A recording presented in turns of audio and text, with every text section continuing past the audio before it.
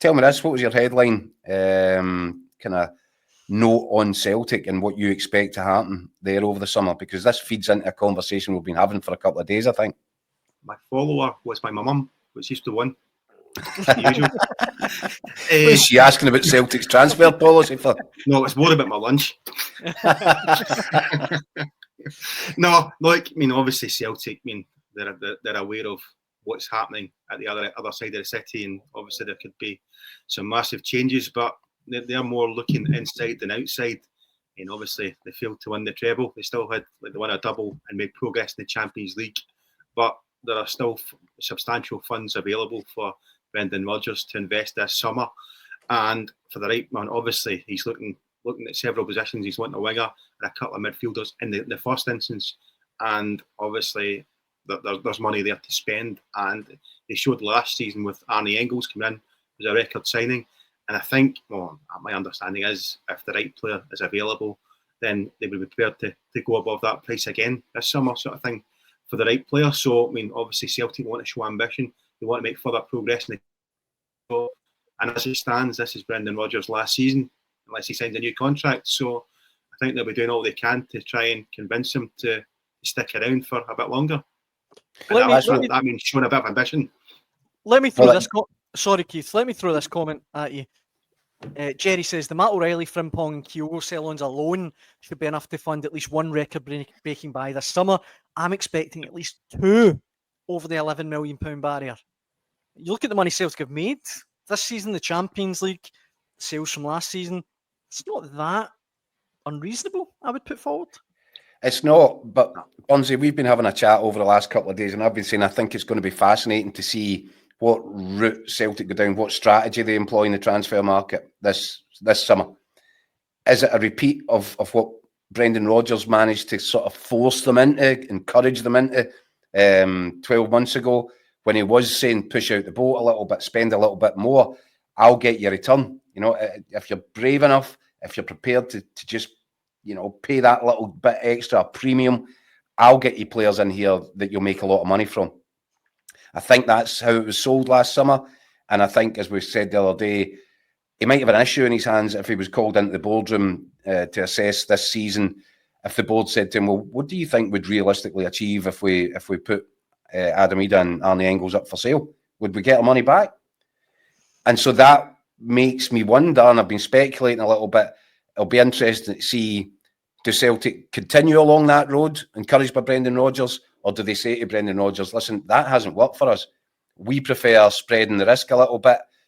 You know, if we've got 15, 20 million to spend, we'd rather spend it in 4 or 5 than in 2, because that's been Celtic's model. But so I'm really interested in the information that you're picking up, because that suggests very strongly that Brendan Rodgers has won the argument, and they're going to back him again in the way that he wishes to be backed. Well, they've been down the road of project players and some work for what every one, maybe 5 or 6 don't work. And probably over the longer term, it probably ends up, the time you tally transfer fees, it probably costs as much, if not more, you know what I mean? But the big ones, the headline ones you get back in, always make money.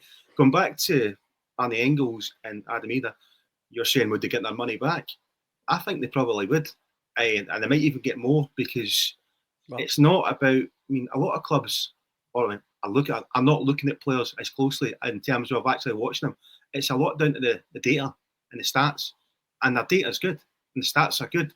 And a lot of players are picked up in that. So I don't think there'll be any issue in selling either of them for the same money or in excess of what they got. I know we looked at it and saying maybe they've not hit the heights of a £9 million striker or an £11 million playmaker.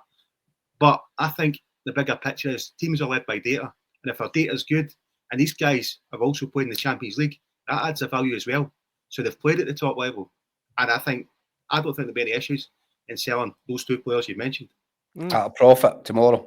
A profit, yep. Wow. Okay, let me hold on, Daniel. Oh, okay, sorry.